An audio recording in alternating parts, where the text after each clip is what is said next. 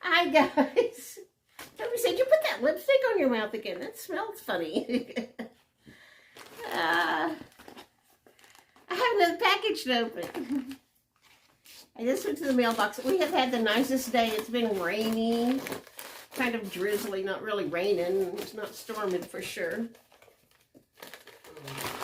Let's see what's in here. Dana and Dean. I know, Toby, you want to see what's in here too? Oh, Kim, I need this. I know what it is. It's a baking mat. I need this. If I can get it out of the plastic, I'll show you guys. I do. I need this. When I was baking that bread the other day, I put down wax paper to put the flour on and roll it out on. Oh, this is nice. Thank you. I really have always wanted one of these. See? Very cool.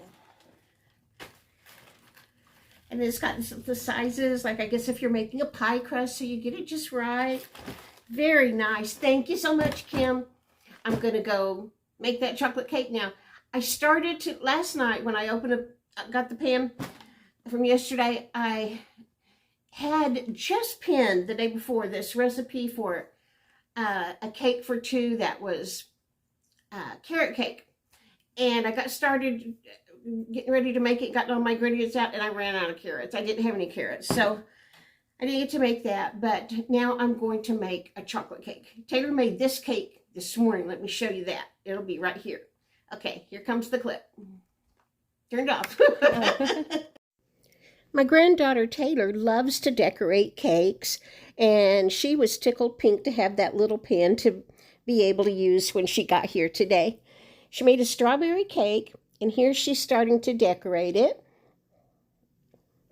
She's going to put a great big, I call it a Hershey's Kiss. I don't know what it's really called, right in the center. And then she's going to fill it in and add sprinkles. I think it looks so cute. She did a good job. I'm going to make a chocolate cake for a video and eventually a carrot cake. I started the carrot cake last night and realized I was out of carrots. Okay, let's make this cake. Pardon me.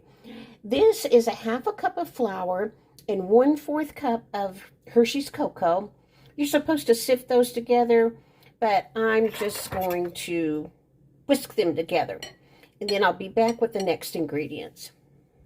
Now I'm going to whisk in a half a cup of sugar, a half a teaspoon of baking soda, and a 1/4 teaspoon of salt. It also calls for 1/4 teaspoon of espresso powder. I don't have that, so I'm leaving it out.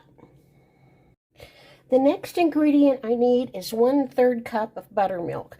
Well, I don't ever have buttermilk, so what you can do is you can take some white vinegar, put in 1 teaspoon in the bottom of your cup, add milk to equal 1/3 of a cup, let that sit for about 5 minutes and it will curdle, and you can use that for buttermilk. Also, when I said cocoa, this is what I was using. It's unsweetened. You don't want Nestle's Quick or something like that. It needs to be cocoa. All right, I'm going to let that milk sit for 5 minutes, and I will be back. In this bowl, I've got 1 egg, 1/4 cup vegetable oil, and half teaspoon of vanilla. After I stir in the buttermilk, I will add this at the same time. Okay, I've added the milk, the egg, the oil, and the vanilla, and I just stirred it with my whisk until I thought it was really good and blended, and I'm going to pour it in the pan.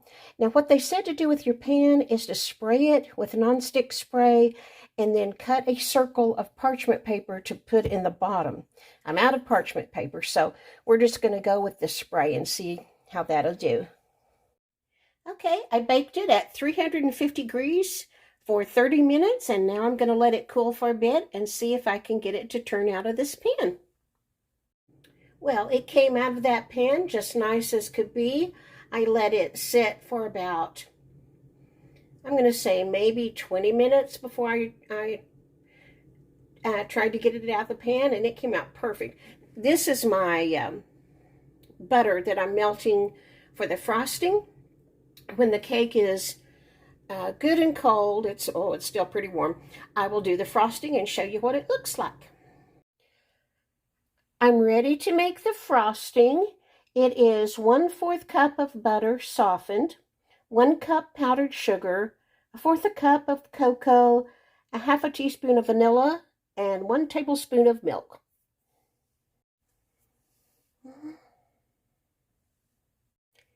Beat until light and fluffy. I hope that's not too much. I don't like a whole lot of frosting, but we'll see.